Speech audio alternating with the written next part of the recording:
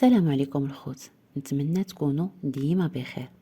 مرحبا بكم معنا في إطلالة اليوم اللي كيف جرت العادة غادي تكون متميزة ومليئة بالاستفادة. ولكن قبل ما نبداو بغيت نطلب منكم فضلا وليس أمرا المزيد من التفاعل والاشتراك، حيث كنلاحظ أن عدد المشاهدات ناقص بزاف، ولكن بفضل الاجتهاد ديالكم معنا والاشتراك بزاف غنقدروا نعطيو كتر وكتر.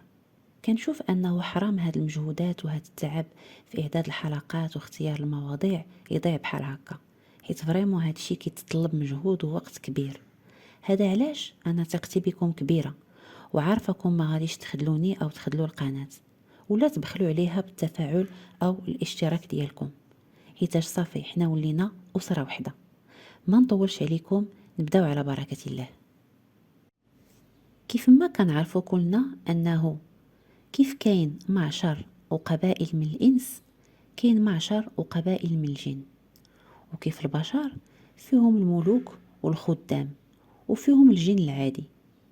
سمر الليلة غادي يكون على أقوى وأخطر الملكات، واللي هي بنت ملك من ملوك الجن العلويين، واللي كتعتبر من أقوى الملوك وأخطرها، واللي القبيلة ديالو كتعتبر من أكبر القبائل وأعتاها. اليوم غادي نسلطوا الضوء على الملكة هند بنت الملك محرز ملك قبيلة الجن الأحمر. الملكة هند بنت الأحمر هي جنية علوية مؤمنة، فاش كتحضر فهي كتجي في بدء الأمر على شكل صورة دجاجة بيضاء، ومن بعد كتحول لواحد المرأة شديدة الجمال وشابة، كتطلب من الشخص اللي حضرها يمشي معاها كضيف للعالم ديالها وعند الأهل ديالها نهار أو يومين. بطبيعة الحال نهار أو يومين ديالنا أو حتى بضع ساعات أو دقائق هي بمثابة سنين في عالم الجن، حيث أن وقع الزمان كيختلف من عندنا لعندهم، حيث هنا كنهضروا على عالمين مختلفين على بعضياتهم. بطبيعة الحال ما غاديش نهضروا على كيفية التحضير أو الطلسم ديالها ولا على العزيمة اللي كتحضر بها، حيث الهدف دائما هو الاستفادة ومعرفة الأمور أحسن من جهلها وليس المضرة، حيث كيقول لك إن سألت فاسأل الله، ومن غيره كيجبد غير المشاكل. حيث خاصنا نعرفوا أنها ملكة قوية بزاف وعمرها كبير بزاف، يعني أي غلط أو تقصير من الشخص اللي غادي يحضرها قد يؤدي للموت المحتوم ديالو. هذا علاش من الأحسن نتجنبوا هذا الفعل ونسدوا هذا الباب. هند بنت الأحمر، الأب ديالها هو كيف ما سبق لي وقلت ملك من أقوى ملوك الأرض، هي كتبغي اللون الأحمر، والبخور ديالها هو عبارة عن لبان الذكر والبذور ديال الخروع. كيقول لك أنه إلى بغات هي شي واحد أو حباتو فإنها كتعطيه واحد الثروة كبيرة بزاف ما عندهاش النهاية ديالها، ولكن إلى غضبات من شي واحد كتكون هذيك هي النهاية ديالو. كيف ما سبق لي وقلت هي ملكة كبيرة في العمر بزاف، العمر ديالها كيتجاوز 1000 سنة، ولكن بمجرد الظهور ديالها للشخص اللي تم اللي حضرها فإنها كتبان لي على هيئة فتاة شديدة الجمال، السن ديالها ما كيتعداش 20 عام. هي كيف ما سبق لي وقلت أن الأب ديالها يسمى الملك أبا محرز الأحمر، أقوى ملوك الجن، وكيف ما كيقولوا مالك الأراضي السبعة، واللي كيقولوا أنه خادم يوم الثلاثاء. خصنا نعرفوا أن أبو محرز الأحمر كيقول أن يقال أنه كان خادم من خدام سيدنا سليمان عليه السلام. يقال أنه كان شديد الحنكة وشديد الشجاعة، وأنه كان ذكي بزاف في الحروب وفي الخطط الحربية، وكيقولوا أنه ما كاينش شي واحد اللي ذكى منه وأدهى منه في الحروب، وكيقول أنه ما كاينش شي حرب دخل ليها إلا وربحها. يقال أن عنده واحد الراية كبيرة حمراء وكيكون مكتوب عليها لا غالب إلا الله، حيث كتعتبر أبو محرز الأحمر جن من الجن المسلم، وهذا الشيء تذكر في كتاب شمس المعارف. بطبيعة الحال هو ماشي مرجع الواحد يستند ليه، ولكن غير من باب المعلومة، أو من باب يعني منين استمدينا هذه المعلومة حول هذا الملك القوي. فهند بنت الأحمر كتعتبر من أشرس الملكات العلويات. هي خرجات من العشيرة ديالها ورفضت أنها تبقى عايشة معاهم أو تنتمي لهم، حيتاش قررت أنها تكون حرة، وقررت أنها تتعامل مع الإنس، يعني مع بنو آدم. فهي من واحد الناحية يقال أنها تعشق الرجال من الإنس، ولأي واحد عجبها أو يعني حباته فهي كتملكو، كيف ما سبق لي وقلت، واحد الثروة اللي هي كبيرة بزاف. بطبيعة الحال ملي كنهضروا على الجنون والعياذ بالله ما كيعطيوش شي حاجة اللي هي فابور، أو ما كيعطيوش شي حاجة بدون مقابل. بطبيعة الحال هي كتملك الإنسان واحد الثروة اللي هي هائلة وطائلة، ولكن كيكون عندها واحد المقابل، وكيكون عندها طلبات اللي ممكن البعض ما يقدرش يديرها، أو ممكن ما يقدرش يحققها. وكاينين بعض السحرة اللي كيستعينوا بهند بنت الملك الأحمر في الأعمال السفلية، وفي السحر الأسود، وفي بعض الأعمال الشيطانية. ويقال كاين اللي كيحضرها في أعمال الخير، وفي أعمال إبطال هذا النوع من الأسحار. يقول لك يتم استحضارها أو يتم التحضير ديالها، فهي كيف ما سبق لي وقلت يا إما كتجي عن طريق أو عن شكل دجاجة بيضاء أو حمامة بيضاء. كيتم قراءة بعض الآيات القرآنية، وكيتم قراءة بعض طلاسم، وكيتم تحضيرها بطريقة معينة. خاص الإنسان كيف ما قلنا أنه يكون لابس الأحمر وهاز واحد العلم مكتوب فيه لا غالب إلا الله، بواحد يعني الكتابة اللي هي مذهبة، حيتاش هذاك هو الرمز ديال القبيلة ديالهم بالنسبة لها هي، أو بالنسبة للأب ديالها اللي هو أبا محرز الأحمر. طبيعة الحال حنا ما غاديش ندخلوا في التفاصيل ديال التحضير، كيف ما قلت الهدف ديالنا هو الاستفادة وليس الأذى. طبيعة الحال هي كتظهر كيف ما قلت في صفة بنت من شابة شديدة الجمال اللي كتعرض عليك واحد العرض.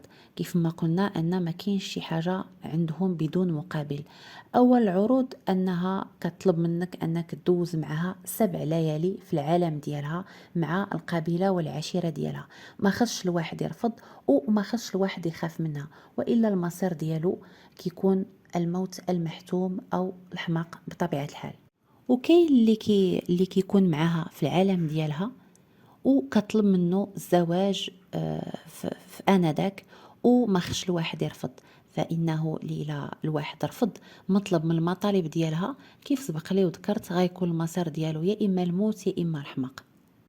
كنلاحظوا ان هند بنت الاحمر تذكرت في بزاف ديال المراجع، تذكرت في بزاف ديال الكتب، المسلسلات، بزاف ديال يعني المواضيع تلفزيونيه، او كيف ما سبق لي وذكرت الكتب السحر او بعض الكتب الروحانيه.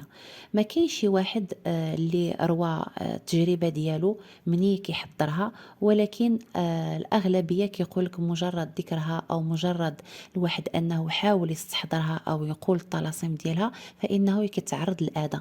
كيف ما سبق لي وقلت هي ملكه يعني شديده القوه، ملكه كبيره في السن بزاف، فخص الواحد يكون متمكن باش يحضرها. وديما كنقول انه من الاحسن الواحد يبعد على هذا المجال، حيت فيه الاذى اكثر من الاستفاده. كيف ما كنقول دائما فاذا سالت فاسال الله، وحنا هنايا لمجرد الاستفاده، او لمجرد اننا كنطرحوا معلومات الواحد يقدر يستفد منها. كاين بعض المعلومات اللي كيقول لك ان هند بنت الملك الاحمر هي مسلمه، ومعلومات اخرى تقول انها تمردت على الاب ديالها لانه هو مسلم وهي ما كتعتبرش من الملكات المسلمات. المملكه ديالها اختلفت المعلومات عليها. كاين اللي كيقول لك انها في كهف من كهوف يعني الجبال المتواجدة في مصر، في منطقة معينة في مصر. وكاين اللي كيقول لك أن المملكة ديالها هي يعني في السماء بما أنها تعتبر من الملكات العلويات المسلمات، وكاين اللي كيقول لك أن المملكة ديالها أو المكان ديالها تحت الأرض كملكة قوية من ملوك الجن السفلية. يعني ما كاين شي معلومة اللي هي ثابتة على المكان الحقيقي ديالها وأين تتواجد.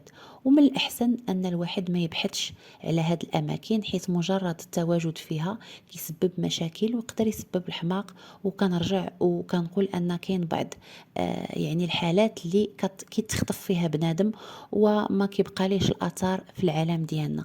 يقدر يجيكم هذا الشيء يعني في شكل، وانما هذه هي الحقيقه، حيت هذا الشيء كيوقع ما يمكنناش نكذبوه وما يمكنناش نطيقوه.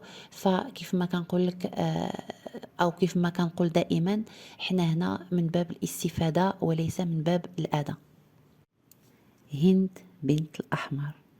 من واحد الناحية أخرى كيقول لك أنها تلقب بملكة الكرم، وهي تولدات كابنة ثانية من بعد واحد العام وشي حاجة من بعد أختها نجمة، اللي هي كتعتبر بنت من بنات ملك الأحمر، واللي نقدروا نديروا عليها واحد الحلقة مخصصة. يقال أنها كانت كتولى شؤون المملكة ديالها وكتراعي جميع المتطلبات ديال القبيلة ديالها. ويقال أيضا أنها أحبت ملك من قبيلة نهشة، والأب ديالها رفض هذه العلاقة رفض تام، حيث يقال أن الحب هو واحد الحاجة اللي هي مرفوضة وملعونة عند قبائل الجن. وهذا كان سبب من أسباب التمرد ديالها على باها وعلى القبيلة ديالها.